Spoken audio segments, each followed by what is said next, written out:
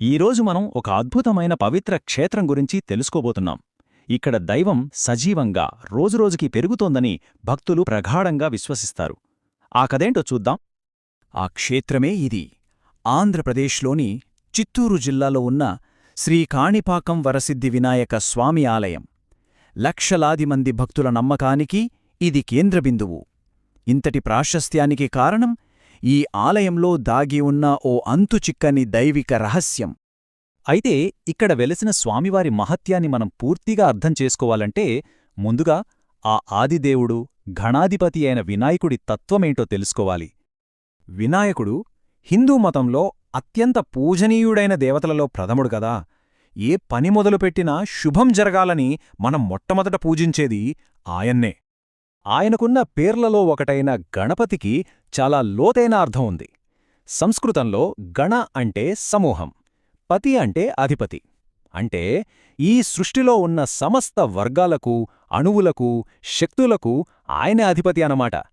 సర్వాంతర్యామి అయిన చైతన్యమే ఆయన స్వరూపం. అందుకే కదా ఆయనను మనం ఎన్నో రకాలుగా ఆరాధిస్తాం. విఘ్నాలను తొలగిస్తాడు కాబట్టి విఘ్నేశ్వరుడు, శుభారంభాలకు అధిపతి, కళలకు శాస్త్రాలకు పోషకుడు, బుద్ధిని జ్ఞానాన్ని ప్రసాదిస్తాడు. అందుకే అందరికంటే ముందు పూజలందుకునే ప్రథమ పూజ్యుడు అయ్యాడు. ఇప్పుడు చాలా ఆసక్తికరమైన విషయానికి వద్దాం. అదేంటంటే గణేశుని దివ్యమంగళ స్వరూపంలో ఉన్న ప్రతి ఒక్క అంశానికి ఒక గంభీరమైన ఆధ్యాత్మిక అర్థం దాగి ఉంది. స్వామివారి రూపాన్ని చూస్తేనే మనకొక పెద్ద పాఠంలా అనిపిస్తుంది. చూడండి, ఆ గజముఖం వివేకానికి, జ్ఞానానికి ప్రతీక.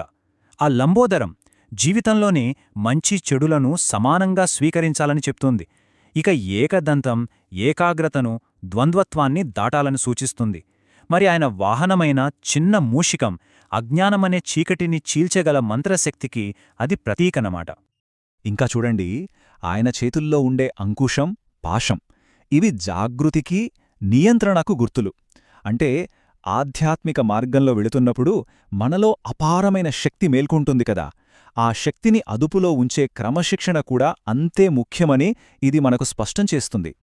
సరే, ఇంతటి గొప్ప దైవిక తత్వమున్న వినాయకుడు ఆ కాణిపాకం ఆలయ అద్భుత గాథలో ఎలా ఆవిర్భవించాడో ఇప్పుడు తెలుసుకుందాం. ఈ కథ ఒక అద్భుతంతో మొదలవుతుంది. ఒక ఊరిలో ముగ్గురు సోదరులుండేవారు. పాపం ఒకరు మూగా, మరొకరు చెవిటి, ఇంకొకరు గుడ్డి. వాళ్ళు తమ పొలంలో ఎండిపోయిన ఒక బావిని తవ్వుతున్నారు. అలా తవ్వుతుండగా వాళ్ల పనిముట్టు లోపలేదో రాయిలాంటి దానికి తగిలింది. అంతే, ఒక్కసారిగా ఆ రాయినుంచి రక్తం ఉబ్బికి రావడం మొదలైంది. చూస్తుండగానే బావి అంతా నిండిపోయింది. ఆ పవిత్రమైన రక్తపు నీళ్లు ఆ సోదరుల మీద పడగానే అద్భుతం, వాళ్ల వైకల్యాలన్నీ పోయాయి. ఈ విషయం తెలిసి ఊరివాళ్లంతా అక్కడికి పరుగెత్తుకొచ్చి చూశారు. బావిలో వాళ్లకు కనిపించింది స్వయంగా వెలిసిన వినాయక విగ్రహం. అయితే అది మామూలు విగ్రహం కాదు. దాన్ని స్వయంభూమూర్తి అంటారు. అంటే ఎవరూ చెక్కింది కాదు. దైవత్వమే తనంతట తానుగా సహజ రూపంలో భూమి నుంచి వ్యక్తమైందని అర్థం. ఇది దేవుడి ప్రత్యక్ష ఆవిర్భావంగా భక్తులు నమ్ముతారు. ఆ విగ్రహం ఇప్పటికీ అదే బావిలో ఉంది. ఆ బావి ఎప్పుడూ నీటితో నిండి ఉంటుందనంటారు. కాని ఇక్కడితో అద్భుతం ఆగిపోలేదు. అసలు అద్భుతం ఇప్పుడే మొదలైంది. ఎందుకంటే కాణిపాకం స్వామి ఇప్పటికీ పెరుగుతూనే ఉన్నాడు. నిజంగా ఆశ్చర్యంగా ఉంది కదూ. ఈ విగ్రహం పెరుగుతూ ఉందని చెప్పటానికి ఒక బలమైన ఆధారం కూడా ఉంది. కొన్ని దశాబ్దాల క్రితం స్వామివారికి ఒక వెండి కవచం చేయించారు. కాని నిరంతరం పెరుగుతున్న ఆ స్వామివారికి ఆ కవచం ఇప్పుడు సరిపోవటం లేదట. ఇదే ఆ సజీవ దైవానికి నిలువెత్తు సాక్ష్యం. ఈ జీవించే అద్భుతం వల్ల ఈ క్షేత్రం శతాబ్దాలుగా ఎంతోమంది భక్తుల పూజలందుకుంటోంది. మరి ఇంతటి మహాక్షేత్రానికి ఘనమైన చరిత్ర కూడా ఉంది. చరిత్ర చూస్తే దాదాపు 11వ శతాబ్దంలో చోళ చక్రవర్తి అయిన మొదటి కులోత్తుంగుడు ఈ మూల ఆలయాన్ని నిర్మించారు. ఆ తర్వాత 1336లో భక్తిపరులైన విజయనగర చక్రవర్తులు ఈ ఆలయాన్ని ఇంకాస్త విస్తరించారు. అంటే యుగయుగాలుగా ఈ క్షేత్రం తన ప్రాముఖ్యతను చాటుకుంటూనే ఉందన్నమాట. ఇప్పటికీ ఈ క్షేత్రం లక్షలాది మంది యాత్రికులను ఆకర్షిస్తోంది. ముఖ్యంగా ప్రతి సంవత్సరం 21 రోజుల పాటు జరిగే బ్రహ్మోత్సవాల సమయంలో ఇక్కడి వైభవం మాటల్లో చెప్పలేం. ఆ ఉత్సవమూర్తి ఊరేగింపును చూడటానికి 2 కళ్ళు చాలవు. ఇంకో ప్రత్యేకత ఏంటంటే ఆ అద్భుతానికి మూలమైన బావిలోని నీటినే పవిత్ర తీర్థంగా భక్తులకిస్తారు. ఆ తీర్థాన్ని స్వీకరించడం ద్వారా ప్రతి భక్తుడు ఆ సజీవ దైవంతో అనుసంధానమైనట్టు భావిస్తాడు. చివరగా ఆదిశంకరులు చెప్పిన ఒక మాట గణేశుడి అసలైన తత్వాన్ని మనకు తెలియజేస్తుంది.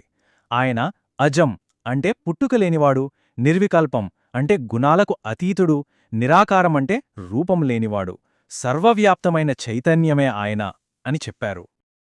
ఒక్కసారి ఆలోచించండి, బావిలో పెరుగుతున్న ఒక శిల దైవత్వమనేది కేవలం ఒక విగ్రహమో ఒక భావనో కాదని, అది నిరంతరం పెరుగుతున్న, విస్తరిస్తున్న ఒక సజీవ చైతన్యమని, అది మనందరిలో సర్వంలోనూ నిండి ఉందని మనకు గుర్తుచేస్తుందేమో. కాణిపాకం కథ మనకు ఇదే చెబుతుంది. ఒక రూపం నుండి రూపంలేని అనంతమైన తత్వం వరకు మనల్ని తీసుకెళ్తుంది. విశ్వాసం, దైవత్వం గురించి ఇది మనలో ఒక లోతైన ఆలోచనను మిగిల్చి వెళుతుంది.